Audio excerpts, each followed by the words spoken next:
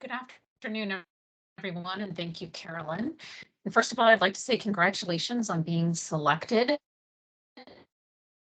by 2022 to 2025 grant cycle. We are delighted to work with you for the next 4 years as you manage the prestigious FLAS awards that strengthen our nation's capacity in less and least commonly taught languages and area studies. We were happy to announce in the notice inviting applications an increase in the graduate stipend amount to $20,000 and realize that this amount needs to be increased even for stipend levels. We appreciate and value the work that you do to ensure that American students have access to high quality international and foreign language education programs that meet the needs of our nation and help our students remain globally competent. The suite of Title VI programs continue to develop quality and innovative international programs that meet national security interests and ensure a global workforce. The FLAS funding that you manage is essential training and research division, and to our newest member of the team, Dr. Gabriella or Gabby Gillespie. Dr. Gillespie joins us with a wealth of knowledge and international experience working in academic institutions and with exchange programs. She is fluent in 3 languages and uses her skills and talents to develop innovative programs and conferences that promote collaboration and improve outcomes. Everybody can hear me? Yes? Okay. Sarah, I think your audio is particularly, an issue. So if we can just turn it over to Gabby, maybe it will improve for everybody attending. Thanks. What did you say, Carolyn? Because I missed that. If we turn it. Let's turn it over to Tim and Gabby, perhaps. Sarah, if you'd like to wrap up, and then Tim, Gabby, and I can take it from there. I think okay. maybe our connections are a little stronger. Okay, all right. I'm going to move my computer a little bit. Maybe that'll help. So Dr. Gillespie is going to serve as the program officer for the Africa and the International World regions for both the FY18 and the FY 2022 FLAS cohorts. Leading the webinar this afternoon is Ms. Carolyn Collins, the program manager for the Western Hemisphere, which is Latin America, Canada, and the Caribbean. Dr. Timothy Duvall, the program manager for the Middle East and Western Europe world areas, and Ms. Monet Peterson-Cox, who manages the important aspect of closing out your grants, among other activities. Our other team members, Donna Sapatoro and Brian Swick, are site visiting this week. Please take a moment to thank your program managers for the tremendous effort they've employed during the last year to award the new FLAS grantees. Among numerous activities and priorities, they also quickly updated the Program Administrative Manual, better known as PAM, to ensure that it is easier to read and find answers to all of your questions. Their commitment to public service and the IFLE grantee community deserves recognition and appreciation. So now I'm going to turn it back over to Carolyn, and hopefully the connection is a little bit better. Thank you so much. Thanks, Sarah. I think the audio was better for the last minute or so. So let me, I think we skipped one slide, so I'll just go over that quickly before turning it over to Tim and maybe Gabby for a quick hello. So today's webinar, it's really designed as a sort of, setting a good foundation for the administration of your FLAS awards for the next 4 years. The webinar today, we're going to cover some quick updates, give you basic guidance on the administration of your awards, knowing that there are many complex situations that might be further addressed in the Program Administrative Manual, or can be addressed via email in working with your program officer. We're going to talk about different situations that require approval from IFLE before a student travels or does an overseas program. We're going to talk about reporting in IRIS, references and resources that will be of use to you as you administer these awards. Some Q&A, and then finally just a summary of the contact information for your program officers and for Sarah and Monet, so that you know who to contact on our team if you have questions. So let me turn it over to Tim, who will take it for the first section of the webinar. Thank you, Carolyn. So we just want to start with a quick welcome to Gabby Gillespie, our newest team member. We're very, very happy to have her working with us. We've been getting to know her here, and you will all get to know her very well in the coming years. Gabby, did you want to say any words or? Wanted to say that I'm really excited. I'm looking forward to working with you all and our grantee community for the next 4 years, and I'm available. You have my email now, so I'm sure I'll be hearing from many of you soon. Yes, you will. Okay, so let's just begin with just a quick overview of who the program officers are and which world areas they cover. Carolyn Collins covers the Western Hemisphere. That's Canada, Latin America, and the Caribbean. Brian Sweck covers East Asia, Pan-Asia, South Asia, Southeast Asia, and Pacific Islands. Tim Duval, that's me. I do Middle East and Western Europe currently.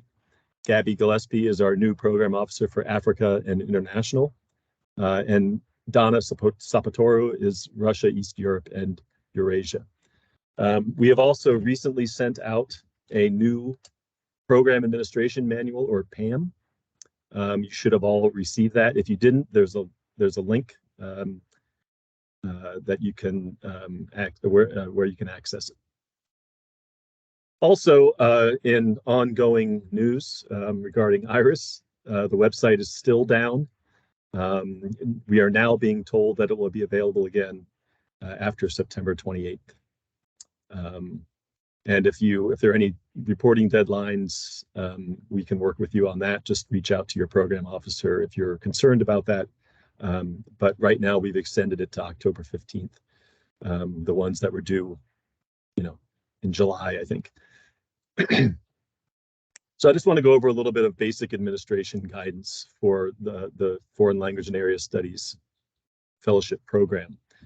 As you know, there are two types of FLAS fellowships. There's the academic year fellowship, which is awarded for the entirety of an academic year. And that means 2 semesters or 3 trimesters but a full academic year. And then there's the summer FLAS fellowship, which is awarded for a summer session. And it focuses exclusively on foreign language study. And the students should receive the equivalent of 1 academic year of modern foreign language study in a summer.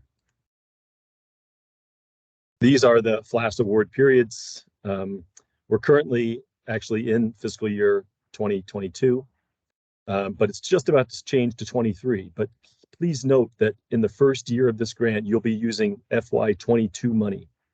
So that's what you need to indicate when you're doing your reporting.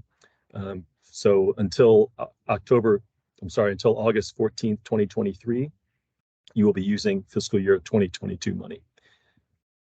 And 23, 24, and 25 are listed there. As far as the amounts are concerned, the academic year undergraduate amount has not changed. It's still a $10,000 institutional payment and $5,000 subsistence. Please note that an academic year undergraduate fellow should always get that full subsistence amount. It should always be $5,000. For an academic year graduate fellow, we've managed to increase the subsistence from $15,000 a year to $20,000 a year, with the institutional payment staying the same, and the summer amount, $5,000 institutional fee, $2,500 subsistence allowance, has not changed. Please note that summer FLAS fellows are eligible to receive travel awards of up to $1,000 if you happen to have that money available after you've made your awards. As far as requirements are concerned, during the academic year, a FLAS fellow must take, whether they're a graduate or undergraduate, they must take at least 1 language course and 1 area studies course per session. So semester, quarter, trimester, whatever you use at your institution. For graduate students, they can also do a doctoral dissertation research abroad, or they can do doctoral dissertation writing at home. Those are FLAS fellowship awards that are allowable, and you should see the PAM for more information, and or ask your program officer for more details about getting those reviewed and approved. The summer FLAS fellowship, again, is intended only for intensive language study. There should be no area studies coursework. The student should be focusing exclusively on intensive language study. And that means instruction that is equivalent to 1 year of language study, and we have parameters there. The study has to be at least 6 weeks long. It can be longer, but it cannot be shorter. And at the beginner and intermediate level, there's a minimum of 140 contact hours of language instruction. At the advanced level, there's a minimum of 120 contact hours. And please note that undergraduate students, no undergraduate students can take a beginning level FLAS. That is only for graduate students, and it has to be approved.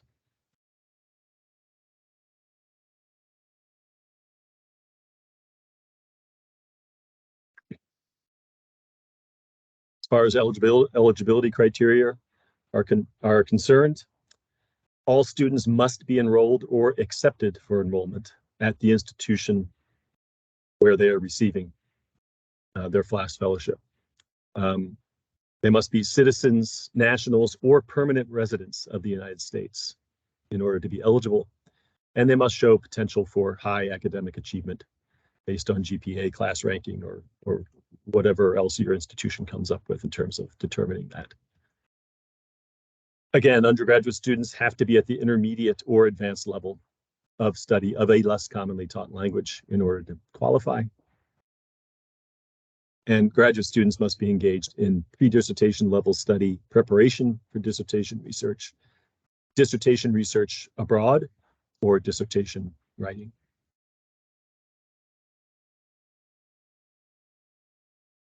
Also, fellows must be selected through an open competition, and they must have student status at the grantee institution during the term of the fellowship. So the source of FLAS funds must match the student's enrollment status. Also, some of you may remember that we used to allow the transfer of funds and fellowships between FLAS grantees. That is no longer permitted. We have been advised by our program attorneys that that is not allowed. Grantees are expected to expend all of their allocated funds on fellowships awarded according to the selection procedures that you outlined in your grant application.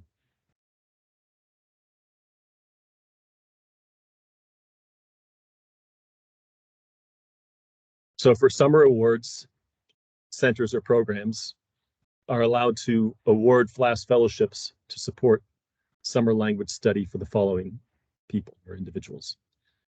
Eligible students from the grantee institution, and they can attend a program at another domestic institution, or at a foreign institution, or at the home institution. There's an example here. The UNC Latin America Center may issue a FLAS award to a UNC student to study a Latin American language at any summer FLAS program. So the organizer of the program is irrelevant to the eligibility. And also eligible students who attend a summer language program hosted by the grantees institution. So the Wisconsin Southeast Asia Center may award FLAS to any student attending Wisconsin Southeast Asian Studies Summer Institute. And the reason is that student will be enrolled at Wisconsin for the summer term, so they are eligible.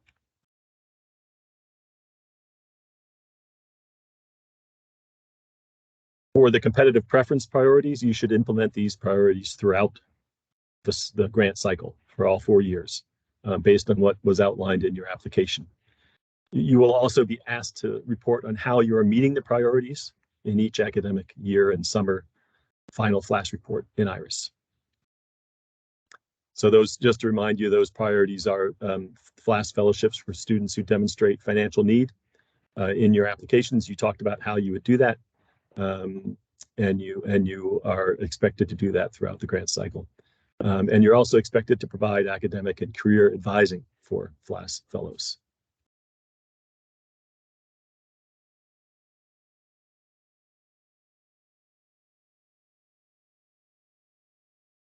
So we just want to go through a best practice in terms of issuing an award terms document. We encourage institutions to create an agreement document. And that document should be signed by the student, and it should outline the terms of the FLAS award, including, among other things, perhaps, expectations for academic performance. This should be spelled out so that the student knows what is expected of him or her then.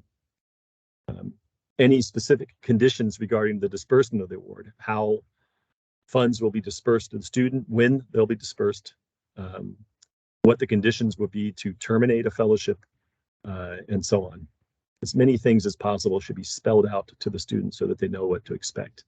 They should also know to expect that they have certain reporting requirements. There's information that they need to transmit to us in IRIS, and they should be aware that they are expected to do that. They should also be made aware that there are some post-fellowship tasks, in particular, participation in the FLAS Alumni Tracking Survey. You can also encourage fellows to join the alumni group on LinkedIn. I don't know if we have a link for that, but you should encourage them to do that. We want to try to develop a sort of FLAS community, and we want your help in doing that. Now I'll turn it back over to Carolyn. Thanks, Tim. We do have the link for the LinkedIn group coming up a little bit later, so keep your eyes out for that. Okay, so I'm going to talk about some of the situations that require prior approval from IFLE. We're going to talk about overseas program requests, travel approval requests, and some other unique situations where you need to talk to us ahead of time to get our approval before moving forward with that, that element of the award. So for overseas program requests, anytime FLAS funds and honestly federal funds are used for an international program or travel, the federal government needs to review the situation. That means us, the IFLE program officers, and just make sure it complies with any rules or strict travel restrictions that are in place, and give you that approval ahead of time. Overseas program requests, or OPRs, as we like to call them, need to be sent to us at least 30 days before the start of the program, in order to give us enough time to look at the request. And I mean, what the time really is for is in case we notice an issue, that gives us a window where we can work with you, you can work with the student to revise the program plan or the travel plan, to get it to a place where it's compliant and can be approved. So please submit OPRs to us at least 30 days before the beginning of a program. So these OPRs, they're for FLAS students who want to study abroad with their FLAS funds. Graduate and undergraduate FLAS fellowships can be used abroad for academic year overseas programs, but there are just a couple of things to always keep in mind. One is that undergraduates have to be at the intermediate or advanced level of study of a less commonly taught language. So undergraduates are never allowed to use FLAS for beginner level study of any language. And if they are doing intermediate or advanced study, they need to be doing a less commonly taught language, which is defined as any language other than French, German, or Spanish. The other requirement is that all FLAS fellows for academic year must enroll in at least one language course and one area or international studies course per term. So depending on the term schedule at the institution, that's, one language and one area studies class per semester, or per trimester or quarter. I'll note that these are for sort of the normal FLAS awards. There are special circumstances for the dissertation research abroad type of FLAS and dissertation research or dissertation writing at home types of FLAS. But the large majority of your awards, which are sort of the normal ones, need to follow this plan of having one language and one area studies course per term. whether that's done at the home institution or abroad. So that's what we're looking for on academic year OPRs. On summer OPRs, and this is the bulk of the overseas program requests that we get, those are going to be for summer programs for intensive language study. Summer FLAS programs need to be at least 6 weeks in duration and provide a certain minimum number of contact hours based on the level of study. So if the student is at the beginner or intermediate level, they need at least 140 contact hours. For students who are at the advanced level, the minimum number is 120. The way we usually define beginning and intermediate is first and second year study. So first year study is beginner, second year study is intermediate, third year study and beyond we consider to be advanced for this purpose. So that's what we're looking for with contact hours. For summer programs, we're also checking to make sure that instruction is performance-based, so that there's some kind of credit or certification associated with the program. So the student is leaving the program with something that they can put on their transcript or on their resume or some kind of validation of completion of the program. We're also just checking to make sure the program has some method for evaluating students to figure out if they made any progress. So testing and grading information is appreciated on an overseas program request. A couple of notes about the contact hour requirement. So area studies classes that are provided during the summer, generally speaking, summer programs are only for intensive language study. In cases where there's like a supplemental optional class or sort of an outside of main hours class that touches on area studies, that should not count toward the minimum contact hour requirement. Contact hours are for the language instruction portion of a program.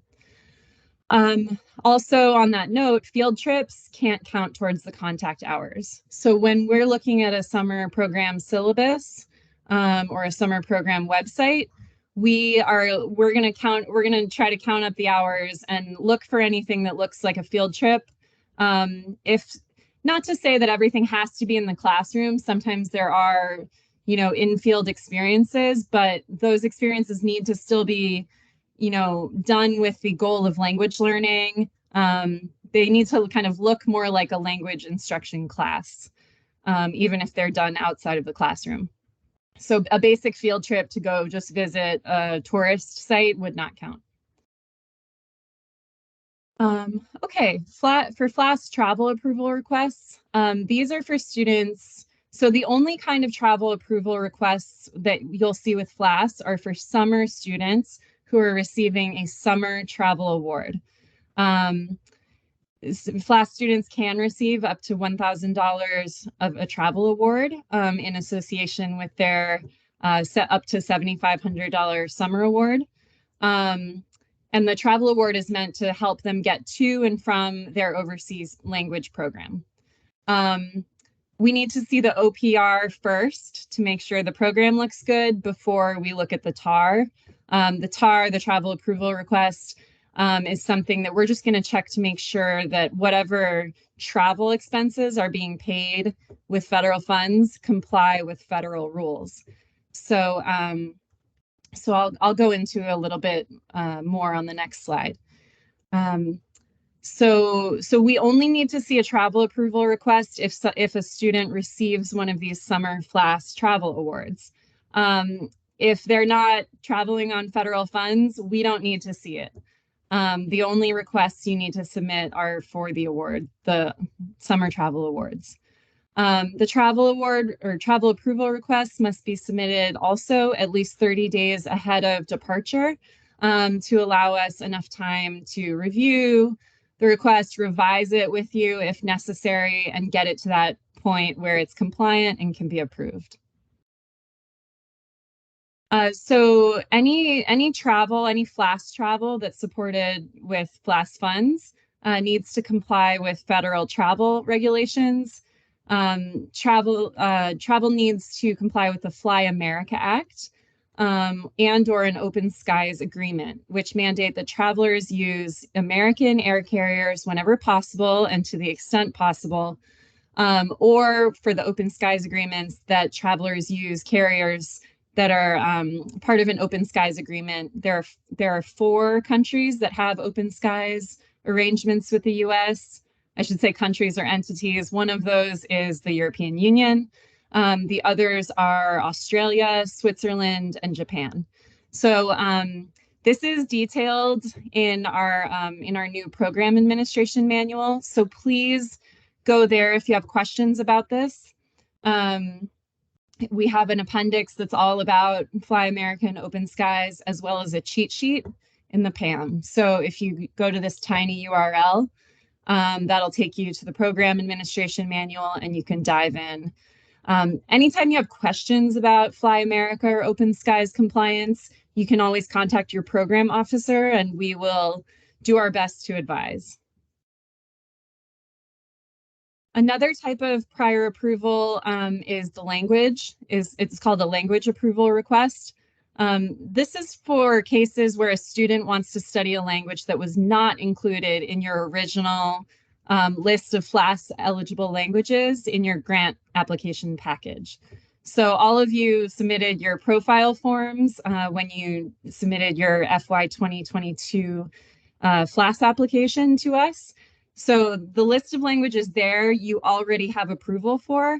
If a language is not on that list, but you have a meritorious student and there's a good case to be made on using your FLAS funds to support this student, then you would contact us with a language approval request. There are 2 kinds of language approval requests. There's basically one-time requests and then ongoing for the remainder of the grant cycle requests.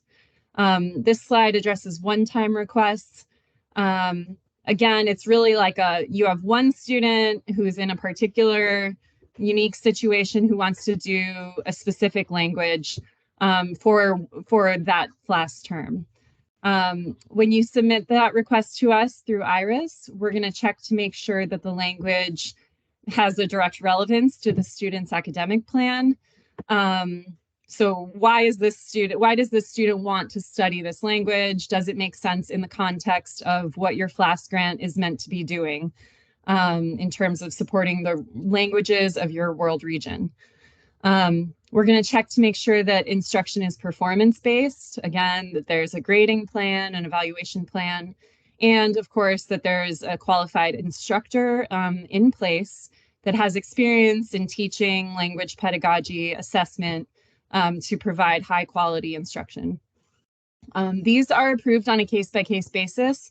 So the one-time requests really, it's going to vary based on the student's situation. So we just want to ensure that there's a solid justification for why there's this unusual request and that there is a solid plan for quality instruction.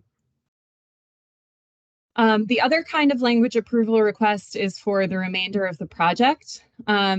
This is more for the case where your institution has developed a program, a robust enough program in a new language that you want to add to the scope of your grant. So let's say, when you applied for the grant, you were planning to build up a new language program. So it wasn't ready yet in FY 2022, but maybe in FY 2024, you think that your institution has enough of a structure there to offer FLAS awards in that language, from 2024 going forward. An important note is that this remainder of the project type of language request is not to be used as like an easier way to just add a language so that you don't have to do IRIS paperwork. If you have, other students down the road who want to do that one unusual language, the remainder of the project requests are really, again, when you've developed a new program and you want to add that as a recognized language as under your FLAS grant. What we're going to look for is that the institution offers the new language at least 3 levels. So first year, second year, third year, beginner, intermediate, advanced. And of course that you have the the capabilities in terms of instructors on staff to offer that language at those levels for the remainder of the grant cycle. Another kind of prior approval request is the dissertation research abroad request. This is for that special kind of dissertation research abroad FLAS award. These awards can be issued during the academic year only. And it's for basically PhD candidates who are at an advanced enough level with their language, but they need to go abroad and they need to do research in country to get them to a place where they're ready to actually write their dissertations. So on these requests, you'll see a number of fields where you'll have to justify, why you're issuing this kind of award, what the students' affiliations are with institutions in the host country, institutions or similar entities. Sometimes it's a nonprofit or other organization in the country, but we want to make sure the student has those contacts in country. And we're going to look for a plan outlining the methodology of their research to make sure that they're not just asking to go abroad and spend time in the country, but they actually have a research plan that they're going to implement while they're there. So that can also be submitted through IRIS.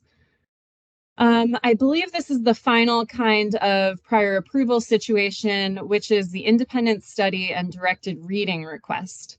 So this is when you have a student that is proposing an independent study or directed reading to count as one of their FLAS required courses. So during the academic year, that's either their one language class or one area studies class per term. We need to look at these because they're one-off, case-by-case courses, and we just again are going to look for the quality of the course, the justification why the student is pursuing this independent study rather than a course that's already on the books. We're going to look at the syllabus to make sure it's meeting FLAS requirements, and finally we're going to look at the professor's CV. So when you have these requests, these actually get sent to your program officer by email. We don't have a form in IRIS for the independent study and directed reading request. So just package an email for us that includes those 3 things on this slide. And if your program officer needs more information, they will let you know. I'm going to throw it back to Tim for this next section about IRIS reporting. Thank you, Carolyn. So I'll talk a little bit about what you can expect when it comes to FLAS reporting and what we expect when it comes to that. So for FLAS, there are 4 reports each year, 2 interim reports, 2 final reports. So one of the interim is for academic year FLAS fellowships. The other interim and final is for the summer FLAS fellowships. The interim reports, the students are not involved. The FLAS fellows don't have to enter anything.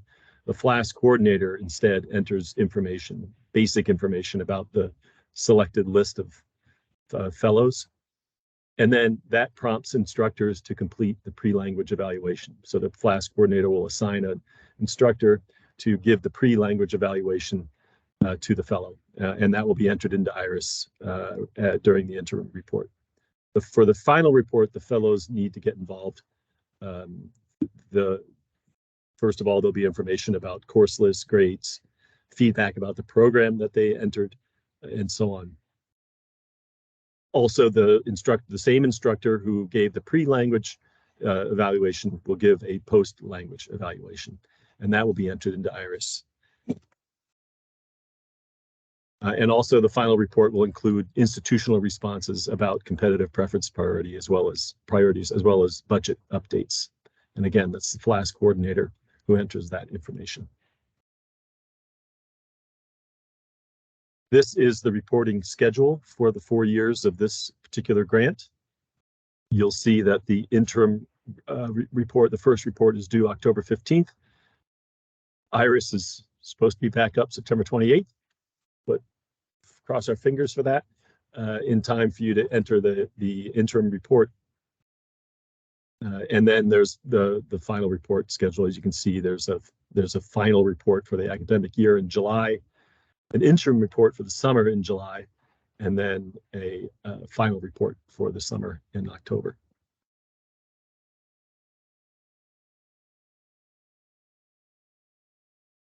Regarding the pre and post instructor evaluations, as much as possible, and hopefully always, these two evaluations would be administered by the same instructor. If you don't yet have an evaluation from, say, one of the instructors, and it's time to submit your report, just go ahead and submit your report. You can always ask your program officer to unsubmit it. It's a relatively easy thing for us to do, and then you can enter whatever information that might be missing.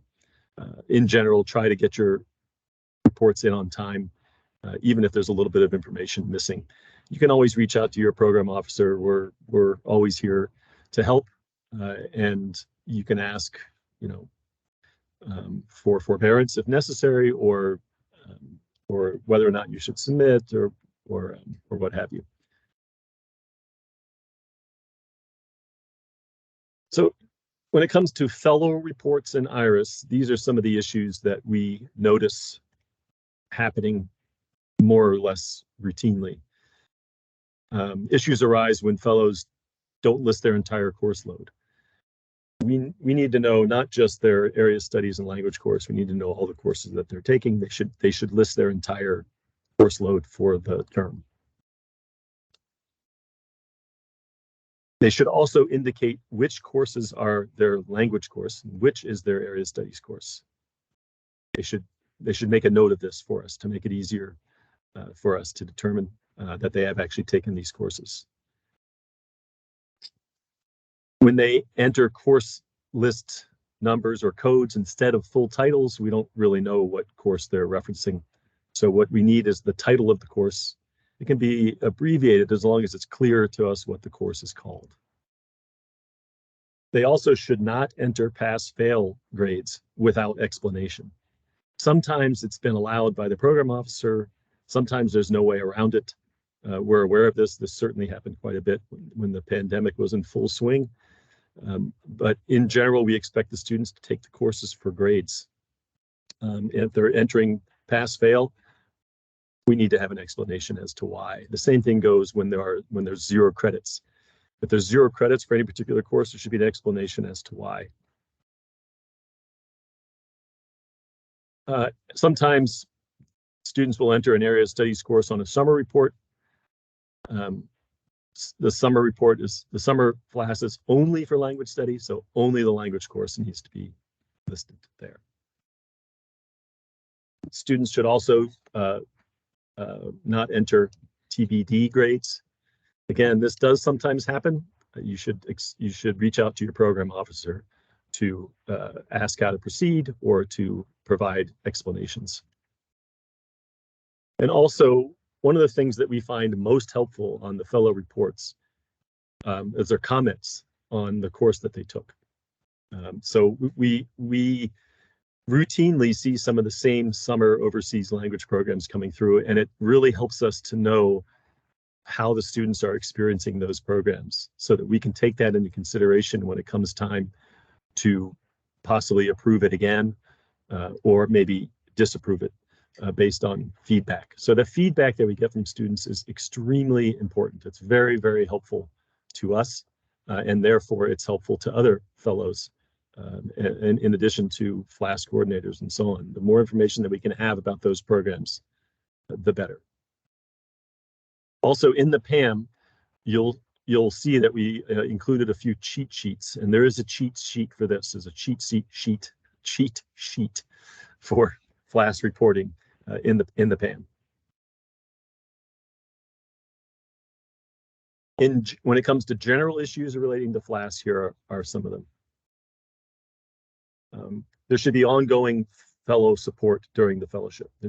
The FLAS coordinators should have meetings or engage in periodic check-ins with the fellows on the list at that institutions.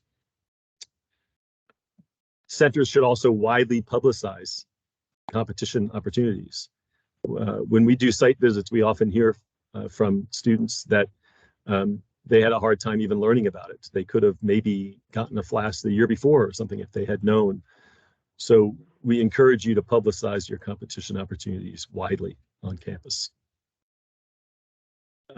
And you should, whenever necessary, whenever possible, you should offer networking opportunities for FLAS fellows so that they can get to know each other. When I've done site visits, there have been certain cases where the FLAS students really know each other really well. They hang out together and they go to lectures together and those sorts of things, and they get to know each other. That's the kind of thing that we want to encourage. We want to encourage you to foster a community of FLAS fellows. And there is the LinkedIn link as promised by Carolyn. Please encourage your fellows to join that, and they can develop networks across institutions, across time even, that could be very, very helpful to them in their careers and in their continued education. I want to go through some references and resources for you. These are references that the program officers consult on a routine basis. And you can get a lot of information just by going to these citations. You can go to the legislation and you can learn a lot about what is expected of FLAS, and this is where we go. We go there. We go to the regulations, which are in the 34th Code of Federal Regulations, Federal Regulations, Part 657. There's also EDGAR, which is a general administrative regulations for the Department of Education. Some of these apply to the FLAS as well. And then there's a uniform guidance relating to cost principles. In addition to Federal Register's notice, the Federal Register notice for the application, for example, and so on. And what we do is we interpret program regulations in consultation with our Office of General Counsel. When we have doubts about what the legislation or the regulations say, we reach out to our program attorneys and ask them for help in interpreting this. You can go to the regulations and get a pretty good understanding of what needs to be done as you administer this grant. There are a few areas that are a little bit gray and that really require interpretation, and that's what we're here for.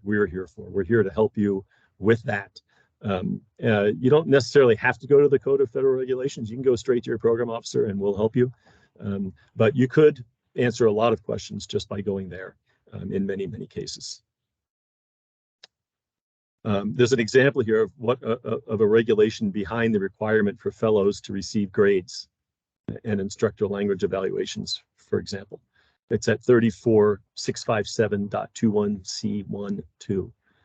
An allocation of FLAS fellowships is given to an institution on the basis of various criteria listed in the CFR, including impact and evaluation. Here's a quote. The extent to which the applicant provides an evaluation plan that is comprehensive and objective, and that will produce quantifiable outcome measure-oriented data, and the extent to which recent evaluations have been used to improve the applicant's program. Again, this is where we go for guidance, for policy guidance and regulatory guidance. We've also provided you with the PAM, the Program Administration Manual, that includes cheat sheets. Again, you were sent this recently, but it addresses many common situations and questions. You can get answers to a lot of your questions there. If anything's not clear to you, reach out to your program officer. We're happy to help. These are some of the cheat sheets that are included. There's a cheat sheet for FLAS coordinators. I need to stop saying that because I'm fumbling over it. Cheat sheet for FLAS coordinators. These have quick reminders of the requirements regarding eligibility, overseas programs, language proficiency, and so on. There's the cheat sheet for FLAS reporting requirements. There's one for the Fly America Act and Open Skies. So here's what they look like. This is the cheat sheet for FLAS coordinators. You'll see that there is fellowship amounts. There's guidance about undergraduate students, about graduate students, about academic year and summer overseas programs, summer programs more specifically. There's a cheat sheet for FLAS reporting. There's a checklist there, as you can see, that will take you through what we're looking for and what we need to see when it comes to this. And again, that's all there in the PAM for your use. And here is the Fly America Act and Open Skies cheat sheet that, and also the appendix that Carolyn made reference to earlier. This will give you a sort of flow chart where you can go through, answer these questions, and determine whether or not the flight itinerary that you're proposing qualifies. Please note that in IRIS, it's your responsibility to determine whether or not the flight itinerary is Fly America compliant or is covered by one of the Open Skies agreements. That's why we provided these in the PAM for you, so that you can go through this when you're looking at itineraries to make sure that they qualify.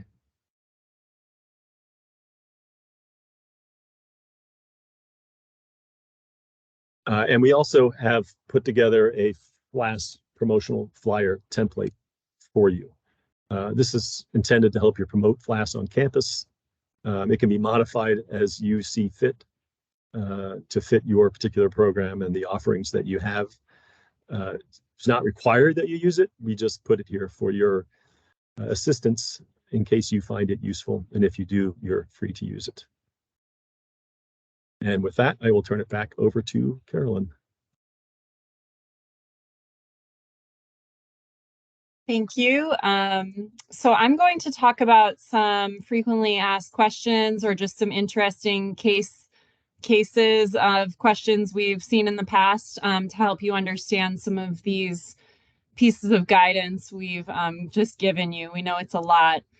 And again, the program officers are always at your disposal should you have a specific question that we didn't cover today.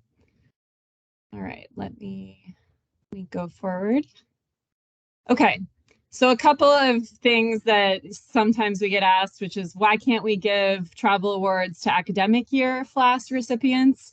And the reason behind that is that, this idea of a summer travel award was written out in one of the Federal Register notices a long time ago, 20 years ago in 2002. But basically, anytime we do something, there's always a written down rule somewhere. And that guidance harkens back to 2002 and a Federal Register notice.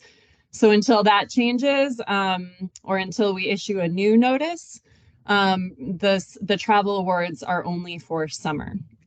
Why can't we use NRC funds to help stretch our FLAS funds? This comes up a lot because we know many of you are the recipients of both NRC and FLAS awards. But it's important to understand that from the federal government perspective, NRC and FLAS are two separate programs. They might be sister programs, they might go together often, but not always. But from the government administrative perspective, they have two entirely different numbers in the Code of Federal and Domestic Assistance, or assistance listing numbers, I think they're called now. So they're funded under different lines and they can't be mixed. So they can't be commingled. You should not ever try to to mix your NRC money with your FLAS money. Keep it separate. Okay, here's some questions and answers. I think we have 14 of these, so we'll try to get through this quickly. What if a student is awarded FLAS for Chinese and after the first semester decides that they want to switch to Japanese? Can they switch languages mid-year? The answer is no. The student competed for and received the fellowship for the study of Chinese. So the award was given on the basis that they would study Chinese. So in this example, they can't switch to another language. Basically, whatever the student applied for is what they need to do. If they if they wanted to change this way, their only options would be to either, basically they can't change. They either need to stick with Chinese or they would need to forfeit the fellowship for the second semester. What if a student receives a failing grade? Would they be required to repay the FLAS money? This question obviously is something we hope never happens, but if it does, realistically it does happen. And it depends on the circumstances of why they failed one of their courses. If it was due to a family or a medical emergency or some other circumstance beyond their control, then we don't want to penalize a student for something that they had no control over. On the other hand, if it's due to sort of, to not taking their responsibilities seriously and a lack of responsibility, then we would expect them to repay the FLAS funding. If and when these situations arise, we always encourage you to bring it up with your program officer if there's any doubt about whether students should be asked to repay funds. What if we can't get the student to submit their reporting information in IRIS, despite making multiple attempts? In that case, we do expect you to make every effort to get the students to complete their side of the reporting. But obviously, students are not always under our control. And so, so sometimes no matter how hard you try, a student won't complete what they're supposed to do. In those cases, do your best. And then at a certain point, you just have to turn in your report to us. So include a note on that student's entry. In IRIS, there's a comments field where the FLAS coordinator can write, any contextual information. Note what happened in that comments section and turn in the report. At the end of the day, we need the reports at a certain point. We can't wait forever. And so that's how to handle it. It is important to note, though, that if and when this happens, you should make clear to the student that if they don't do their FLAS reporting requirements, then they can't expect to receive FLAS funding in the future. Part of the agreement here is that they get the FLAS fellowship, and in exchange, they do the reporting for us. What if a student declines the fellowship or withdraws from the program? In those cases, there are a few ways to handle it. You can offer the fellowship to an alternate student. Usually, hopefully you receive more applications than places in your fellowship program for a certain term. And so hopefully you'll basically have an alternates list. So if someone turns it down, you can go to the next candidate on the list. Just note here, you can't, the students need to have been selected through the official FLAS application selection process. You can't just give the award to another student who might be worthy but had not gone through the selection process. All of your FLAS students need to have submitted FLAS applications and been reviewed by the FLAS selection committee. You can run special competitions. You can have your main competition, and then if you don't get enough candidates or find out you have more awards later that have opened up, you could run a special selection, a special competition and selection committee, but they do need to go through this official selection process. If you can't find an alternate student to take the spot, you can move the money forward to the next FLAS term. So in this case, if they declined an academic year award, you could plan to take that money into the summer and make additional awards at that time. And if you can't spend down the money in the next FLAS term, at that point, it's appropriate to think about carryover into the next fiscal year. That said, basically our guidance is always to try to spend it down in the next term if you can.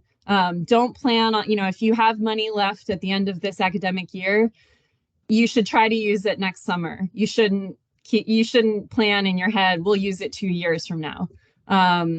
the money needs to roll over into subsequent terms. Yeah, these are just these are the references behind that guidance.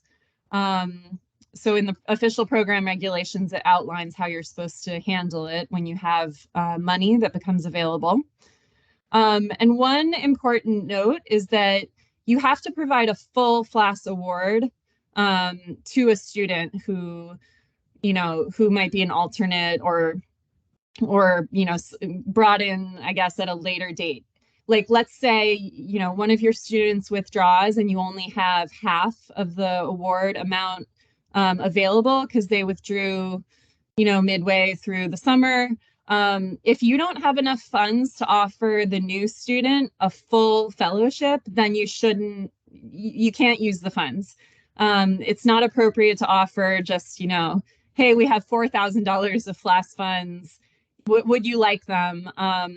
At that point, you need to wait to accrue enough money to offer a full fellowship.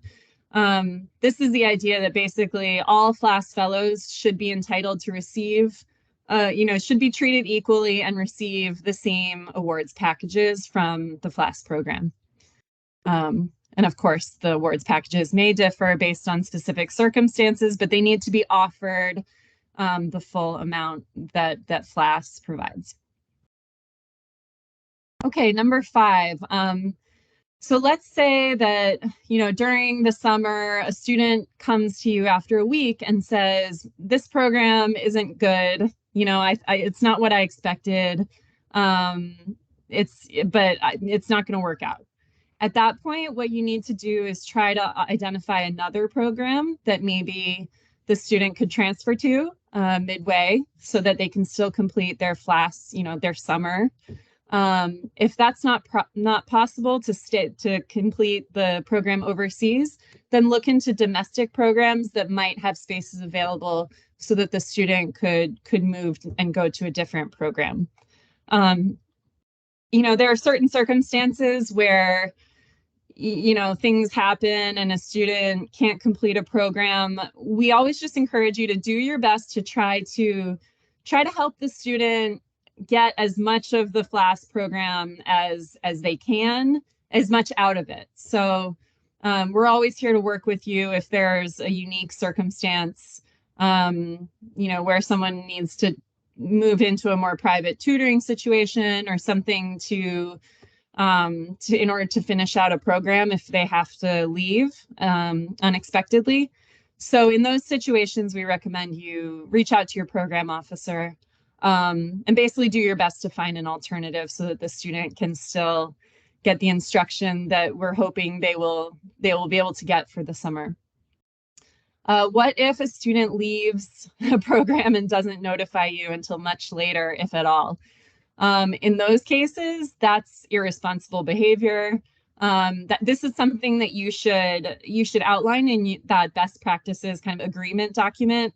You should make clear to your fellows that they need to be proactive in communicating with you if a program isn't any good, if they need to leave a program for some reason.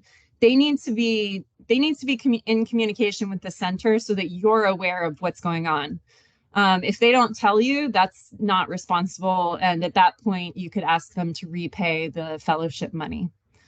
But again, outline that in the agreement document so that they understand, hey, if something's not going according to plan, I should tell my FLAS coordinator, and that way I can work with them from the get-go to find a solution rather than, waiting to let the situation devolve.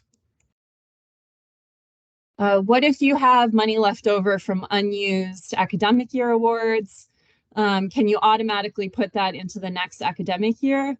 This is what I was talking about. You can't automatically plan to take your AY 22-23 funds and move them into AY 23-24.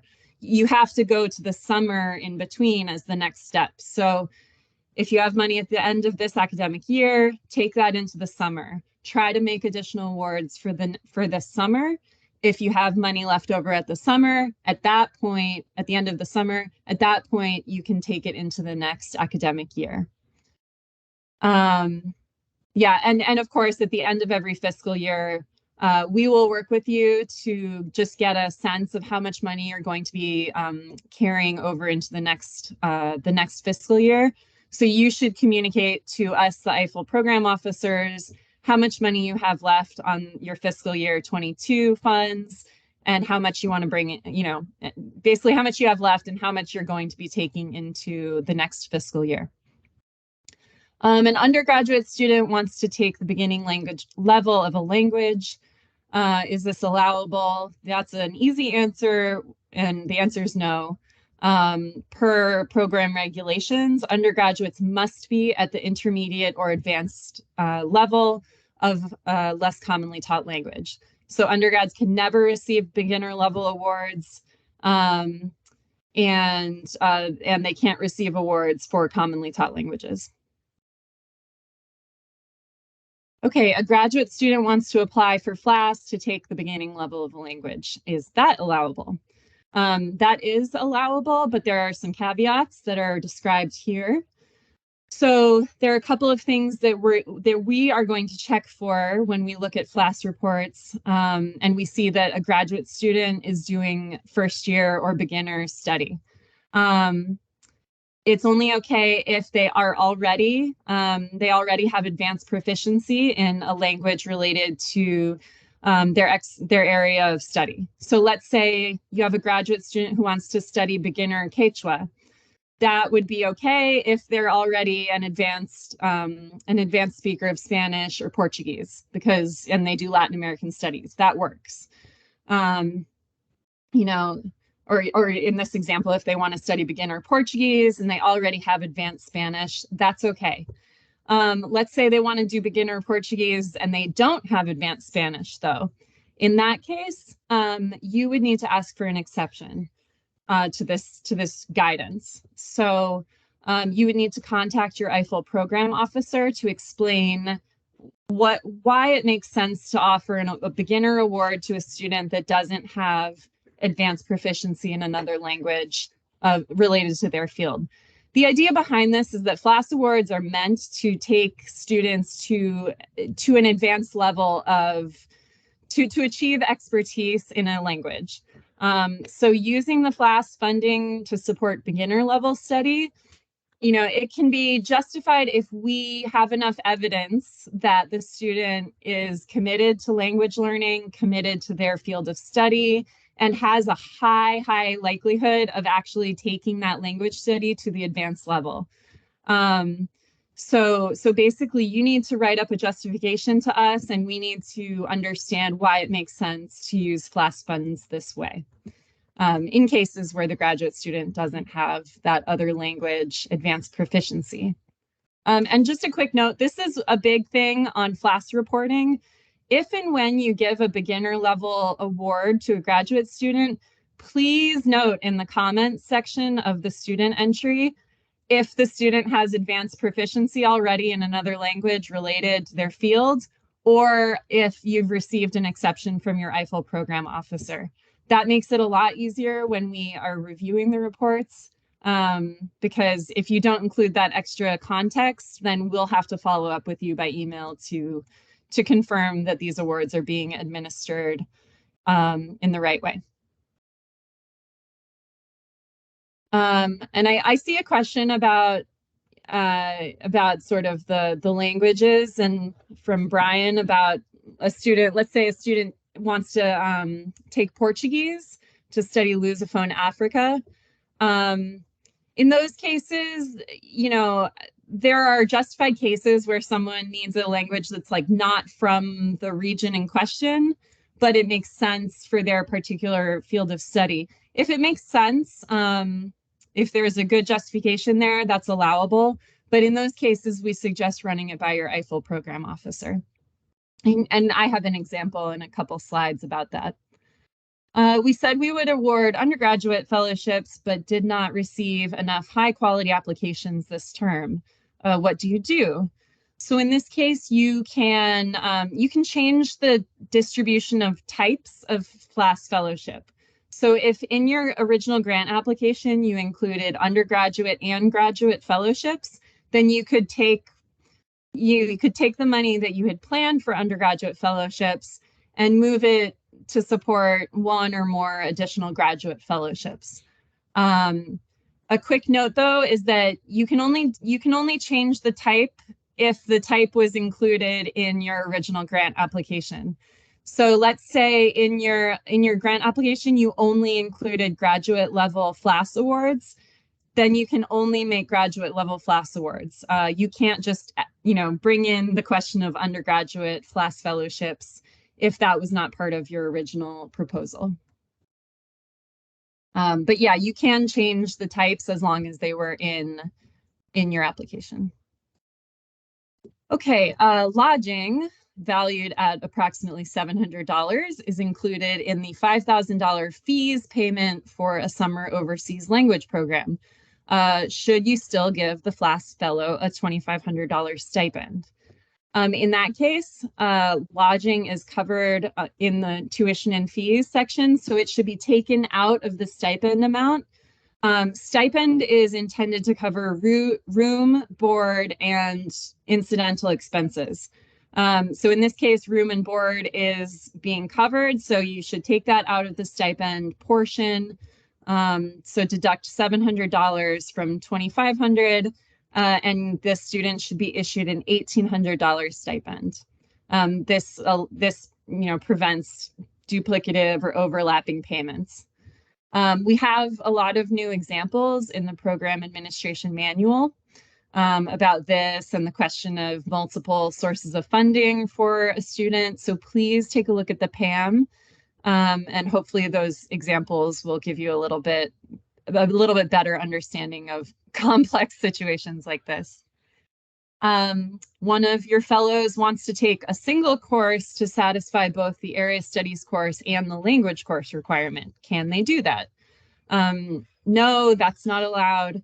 Again, the program regulations state that academic year fellowships are awarded to students who are enrolled in language training and area studies. So the interpretation of this regulatory language means that we're looking for at least one language class and one area studies course per semester or quarter, trimester, whatever system you're operating on. Okay, here's that example I mentioned before. A Center for Southeast Asia FLAS wants to take, student wants to take beginning Dutch to enhance his or her capacity to conduct research on Indonesian colonial history. Can you request to add Dutch as a one-time FLAS eligible language for that student? In this case, Dutch would be relevant to the student's expertise on Southeast Asia and its history. So in this case, it would make sense for a Southeast Asia FLAS program to support the study of Dutch. Similar with that question of Portuguese and Lusophone Africa. There are many cases where, for historical, cultural, economic, other reasons, it makes sense for a student to study a language that's not, I guess, native to the region of focus. So in those cases, you can contact your program officer and we can give you that approval on a case-by-case basis. Okay, can a student receive another scholarship or fellowship at the same time as FLAS? Generally speaking, yes. FLAS fellows are allowed to take other funding, but the important caveat is that there cannot be duplication of funds.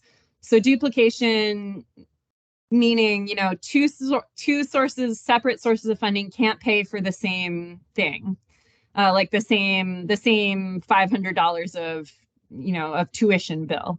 There can't be overlap. So there are a lot of examples in the new program administration manual that we suggest you look at to understand how this works. The area where you really need to be careful is with other federal funding.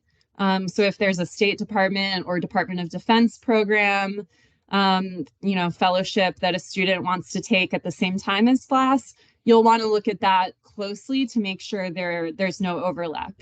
But if it's a privately or an institutional funded fellowship or scholarship, generally there aren't problems with overlap. So on that note, though, when determining fellowship packages and offers, we do suggest that institutions advise students to take either FLAS or another offer of support, just to help the FLAS funds go further, support more students, you know, and just benefit for the greater good. But again, please refer to the PAM for specifics. All right, and so that covers our main presentation. If you have other questions, please submit them in the chat box right now. I know Tim and I have been trying to field some of these questions via chat, but now we can do it. We can do it with you guys, you know, live on the line. So yeah. For this question of FLAS funds being awarded to Army Foreign Area Officers to cover tuition in excess of the tuition provided by the Army, yeah, that should be allowable. Again, as tuition is always limited to actual costs. So let's say a student's tuition is $30,000 and the Army is going to cover $20,000. The student could receive $10,000 of tuition from FLAS, you know, to total their full tuition bill. They can't receive like $12,000 of tuition because then there would be $2,000 of overlap and they would be getting extra money. But basically limited to actual costs, as long as there is an overlap, they can do that. Stipends get a little tricky sometimes. So if there's a stipend involved, take a look at the examples in the PAM. And if you're still not sure, send the question to your program officer. But yeah, we've had Army Foreign Area Officers as FLAS fellows before.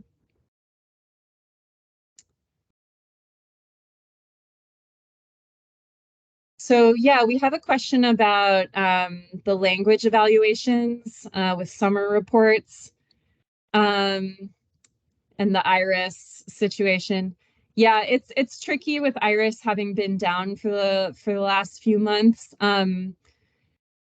What we would advise is do your best and to ask instructors to input their language evaluations directly. That's the way IRIS is set up. For better or for worse. And so it's going to be easiest if you can get the instructors on board to log in and enter their data directly. If that's not possible, I think you'll need to reach out to the IRIS help desk to find out if there's any way to enter the data outside of the normal process. Unfortunately, I'm not sure Tim or I know. So the IRIS help desk can advise. I think there's a chance that some of this data may not wind up in IRIS at the end of the day. We'll see. I think we just have to play it by ear. But contact the IRIS help desk to see if they can propose a solution.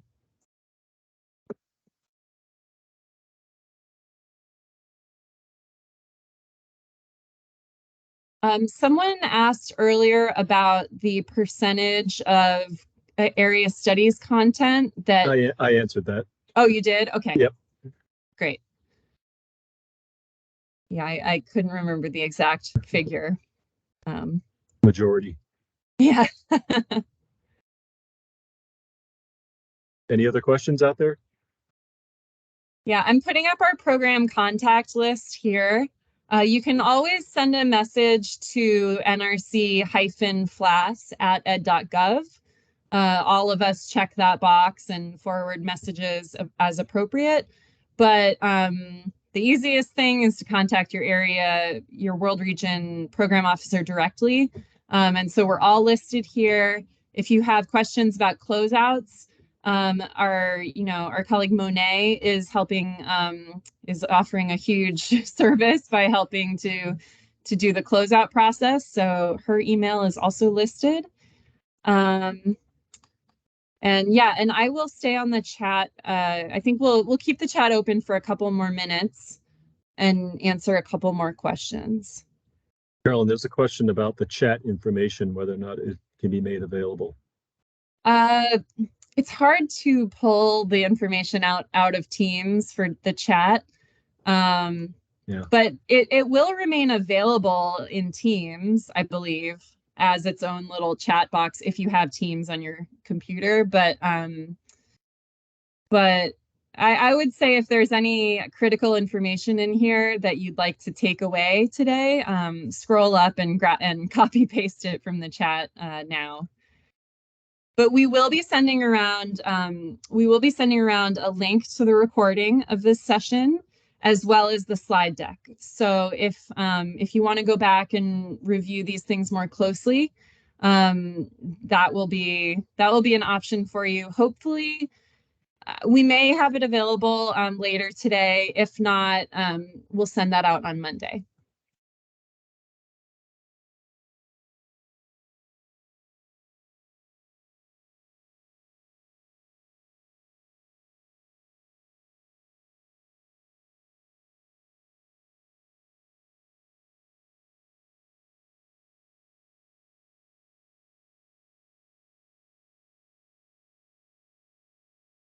Okay, we have a question from somebody regarding a program in Japan where technically the course is coded as one course that's worth 12 credits.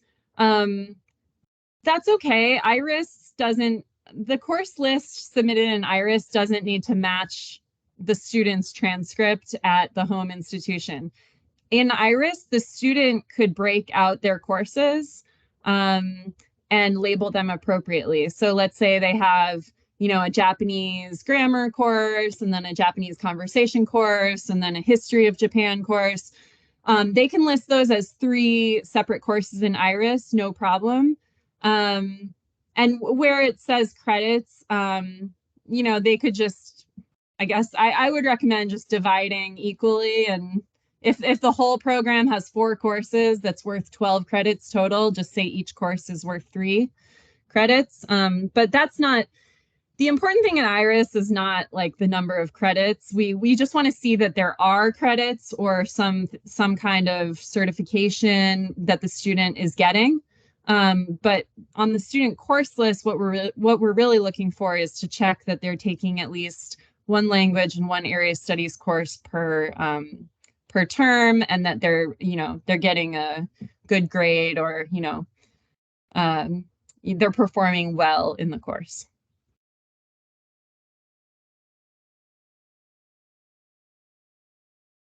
Yeah, this question about entering the summer language evaluations in IRIS post outage period.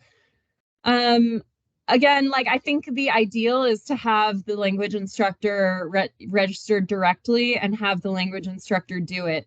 If that's not an option, I suppose a workaround might be to enter someone from the home institution and have them enter the language evaluations. If that's the only way you can make it work, then I think that's okay. But again, that might be a question for the IRIS help desk, especially if I don't know where you are in the process. If you've already entered the language instructor's name and email in the system, it may be too late to change that yourself. You may have to have the IRIS help desk do that with you. But again, I think we're sort of playing it by ear to respond, to figure out how we'll handle all of this post outage IRIS information collection. So we thank you for your patience and understanding with all of that. So yeah, we have a question. If a student applies for a beginner FLAS and ends up not being advanced in another language when they were tested, can the FLAS be switched to the language they're intermediate in, if relevant to the student's research and program? That question, I think, raises some concerns that the student did not apply. They didn't apply for a FLAS in that intermediate language. They applied for the FLAS to learn the beginner language. So that's sort of a question of switching which language the student is getting the FLAS for. So I think rather than talking about switching the language, you may just want to ask for an exception to the sort of beginner study rule with your program officer. So explain the situation, explain why the student needs this beginner level study of the other language. And if there's a strong justification, then you may be able to get an exception to allow the student to still do that beginner level study of the originally planned language.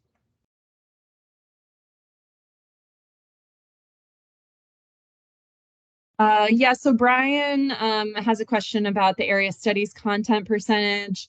I believe the official percentage is like a minimum 25% area studies content. You know, obviously we would like more. A majority would be best, and is certainly most often the case. But I think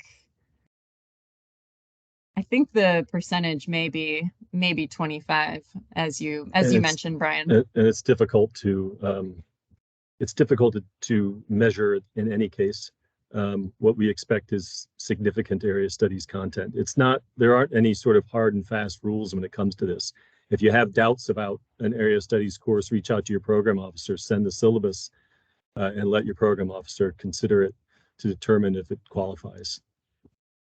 When in doubt, we always recommend that, first of all, you know, we will look at the syllabus to see if we think we can find, you know, 25% content that would be focused on a minimum of 25% content focused on that region. But also a way of making this work is to confirm that the student, when given the options to write papers of their own, you know, a subject matter choice, that they confirm they're going to pick, you know, X subject based on your world region, so that any optional papers or presentations or readings will be in the area of question.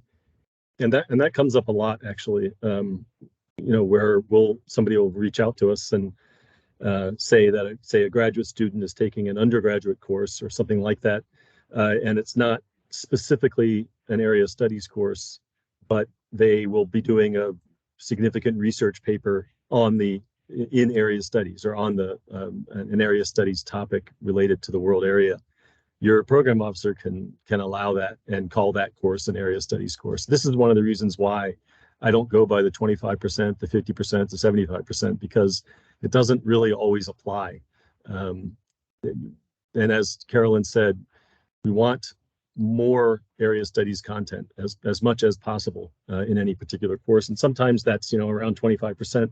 Sometimes it's more. Sometimes it's a research paper that relates to the course that isn't really an area studies course, but they use the research component as a way of getting area studies course content into the course.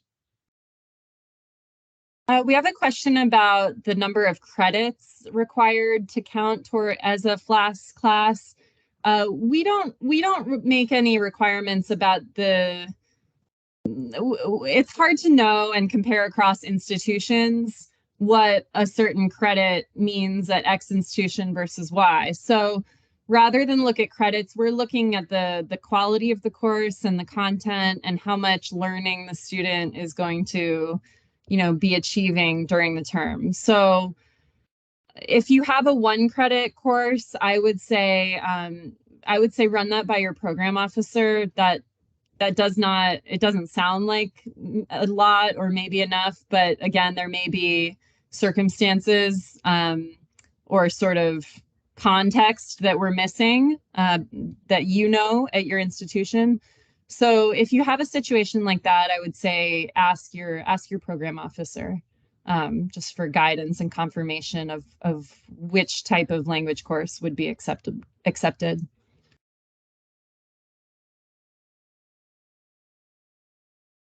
So I think Agnes' question is referencing me. by the program officer at the time. I think that's me. I don't know.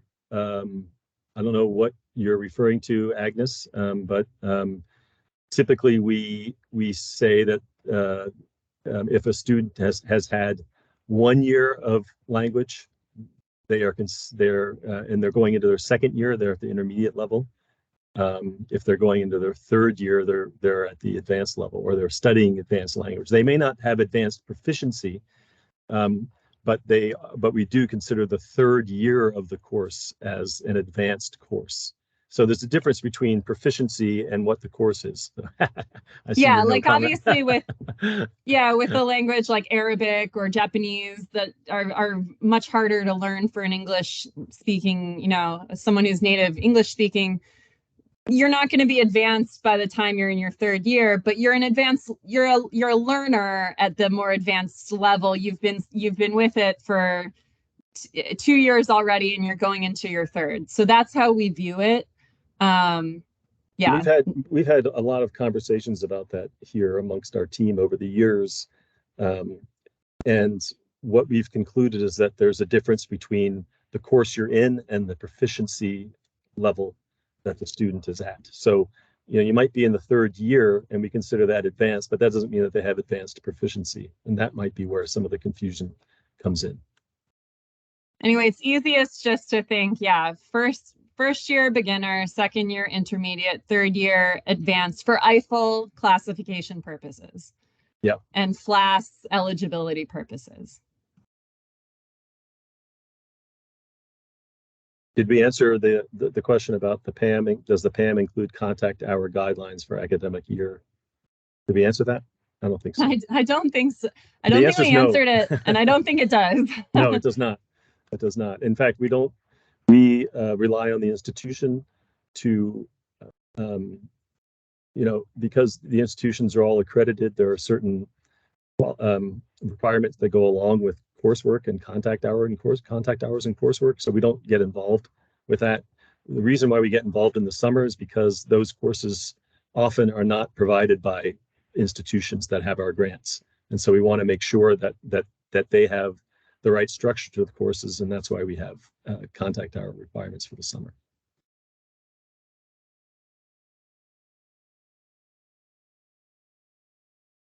Any final questions? Okay, this is a good one. As a new grantee, you tried holding a FLAS competition over the past few weeks, but didn't get any viable applications. Do you need to do an interim report for this year? I mean, technically, you will submit an interim report, but it won't have any fellows on it. That's okay. We understand that with year one of an award, especially for a new grantee, programs are not always able to have a cohort of students for that first term.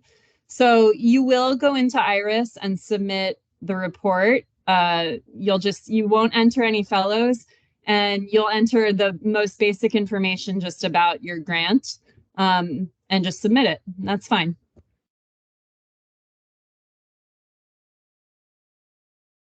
I think we've reached the end of our time. Okay. Thank you, everybody. As I said, the recording will be posted soon, and you'll get the link to that by email. And Iris will be back, soon. And when it is, we'll be setting up the new grants.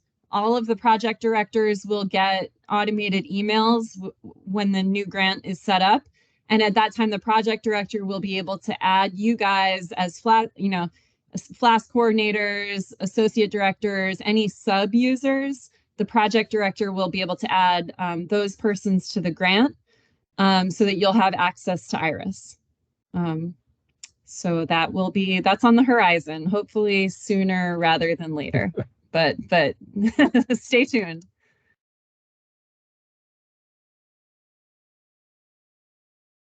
Yep, and the cheat sheets are in the PAM, so please just, you can download the PAM on our website. I'll drop the link in the chat right now.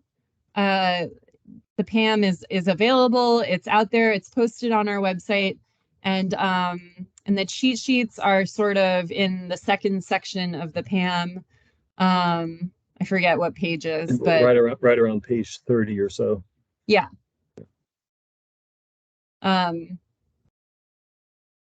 So yeah, print those out and just keep them at your desk. And hopefully that will help you as you move forward over the next few years. All right. Thank you, everybody. Bye. Thank you. Bye-bye.